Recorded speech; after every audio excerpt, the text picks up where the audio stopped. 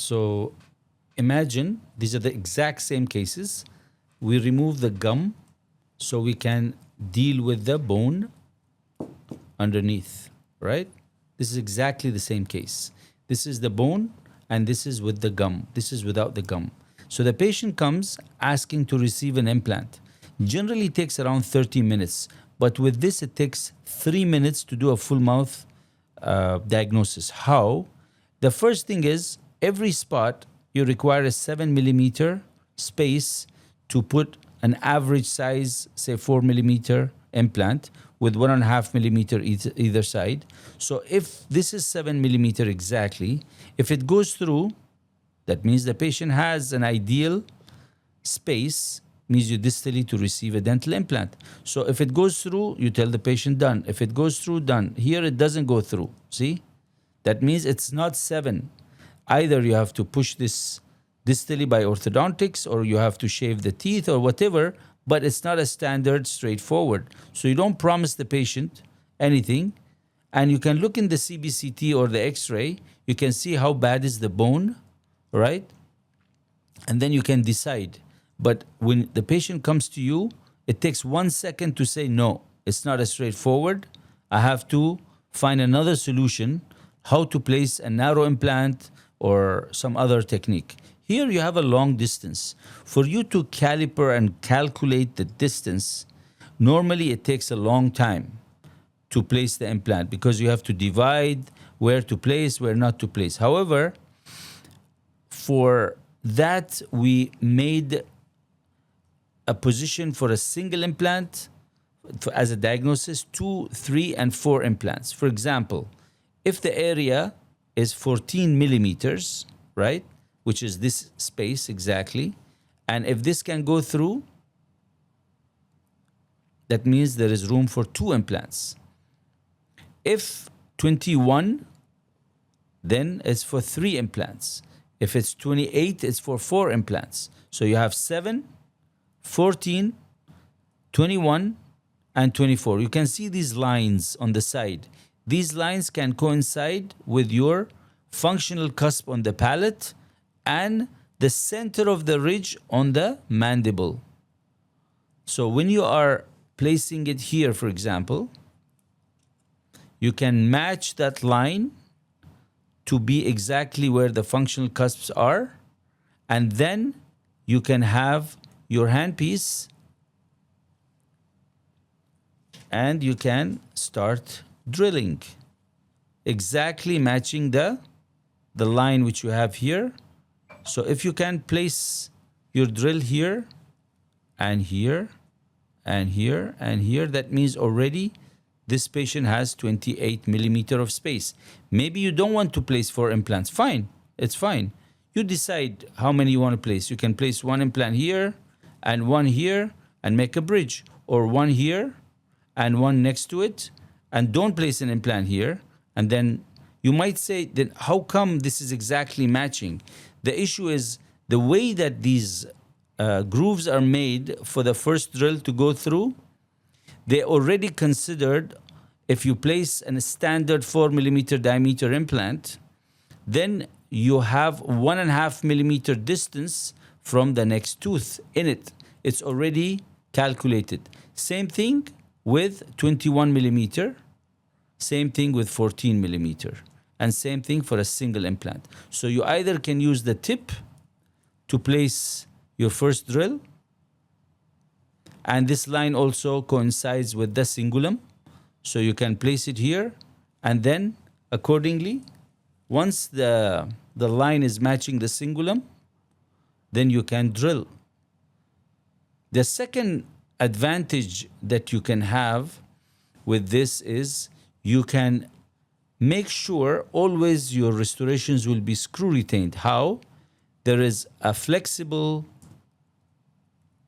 aesthetic wax up which is made as a universal wax up for all the teeth, and it's flexible.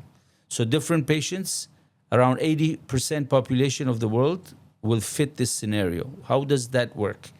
You know that you need 1.5 millimeter space for the ceramic So if you are drilling, you make your first hole using the tip, for example, from cingulum to cingulum, matching this line. You see this line? That's it. So if you place your first hole in this here, or you can even use it this way, doesn't matter, both will work. And once you're done with the beginning of the hole, then you bring the wax up and you place it against the labial surface of the teeth. And then while you're drilling, this surface, which is the future labial surface of the final restoration, you have to be 2 millimeters away from it. Because normally when this is not there, your hand will tend to go labially because it's easier for you to see while you're doing that. But if that is stopping you from keeping involuntary to keep coming labially, then you have to do a cementable restoration. That's why this will be a good guide for your hand not to keep coming labially. Now, you might do it after a flap is opened this way, or you might do it with the gum in place as a flapless. Same thing, it doesn't matter.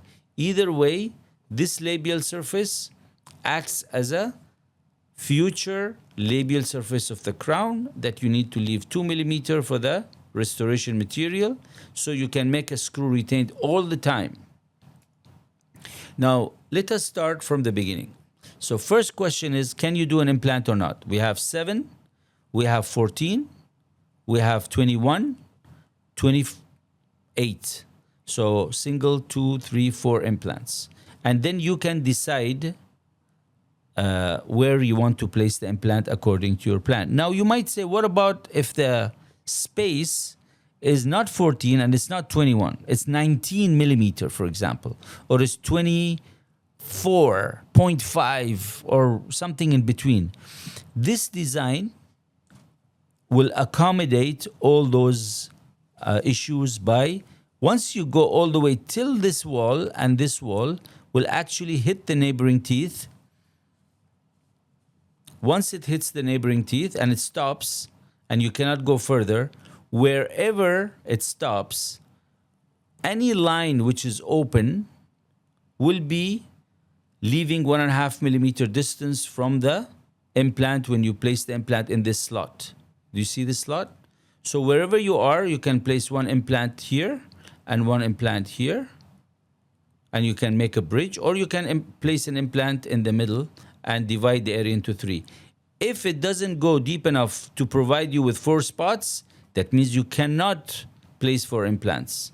If it allows you for 3 implants, then the area has already been spaced out for you.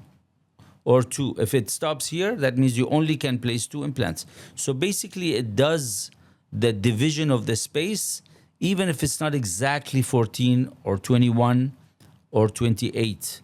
Normally everything is in implant dentistry divided by 7, whereas with crown and bridge is different. For implants, it's better to be in the division of 7. You might say, I want to place a 5.5 millimeter implant in the distal, and then I want to place a 4 millimeter and a 3.5. Doesn't matter. If you know that what you want to do, then you will space it out by using other parts. For example, you place this one, which is 7 millimeter. Instead of touching the tooth, you keep 1 millimeter distance. Now you can place a 5.5 millimeter implant in this area, according to your decision. But once you know the dimensions of the biology, this will help you. Now, what is the main significant importance of this? This device has already all the necessary dimensions in 3D that you might need in implant dentistry. For example, it has a 5 millimeter mesodistal space here. If you pass the instrument and it doesn't go in, which means it's not 7 millimeter, then what is it? Instead of taking a caliper or ruler, whatever, you go to the 5 millimeter. If the 5 millimeter is loose, that means you still can remove 0.5 millimeter from either side and create your 7 millimeter. But if it's 5 millimeter and it's tight, you cannot remove 1 millimeter from the tooth and expose the dentin. So you either do orthodontics or root canal and crown, and so any other way. But you can decide this in 1 second. You put it in, it doesn't go. You go to the 6 millimeter, to the 5 millimeter, it's loose. That means you can remove only 0.5 millimeter from here and 0.5 millimeter from here. You might say, I will always use a narrow implant, very narrow implant, 3 millimeter implant. Even if you have a 3 millimeter implant, you still need 1.5 millimeter either side. That makes it 3 and 3 makes it 6 millimeter. You still don't have 6 millimeter. So forth. So not everybody is sure that always they will use 3 millimeter implants, because the success rate on a long run is not as high as a standard 4 millimeter implant. This is basically made for standard 3.7, 3.8, 4 millimeter, 4.1. You can use this for a standard size implant. If you know your dimensions, you still can use that, but you have to keep a small distance away from the area. Now, let us talk about every bit and piece of this instrument.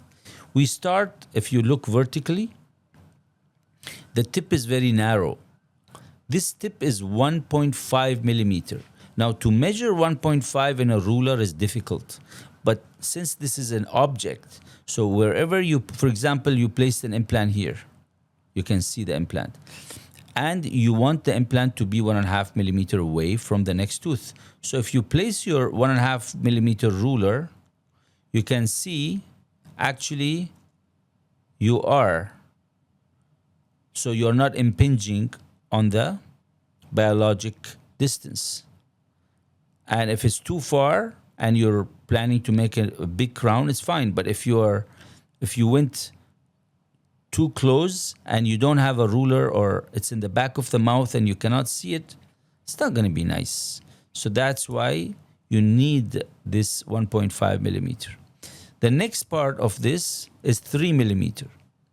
If you skip the first tip, 1.5, after the step, you can see it's 3 millimeter. Now, why do I need a 3 millimeter? If I have 2 implants, I want to make sure at least I have 3 millimeter room between them. I can put it in a second and I can find out. Now, the other advantage of having a 7 millimeter 3D printed material is when you have a patient with a deep bite and you need at least for a cementable restoration 7 millimeter and for a screw retain 4.5, if you place this instrument vertically and the patient will close and this part of the instrument is touching the lower gum or the lower teeth, so in few seconds you know that you don't have room for the restoration. The same thing can happen for the 14 millimeter. You know 14 millimeter is the minimum distance you need for a restoration, say for example, all on 4. You need 14 millimeters for those. So if you don't have 14 millimeter, there is not enough room to place your implant, your multi-unit abutment, and then your zirconia or acrylic and the metal framework. So these dimensions are necessary for you to be able to place your diagnosis in a better way.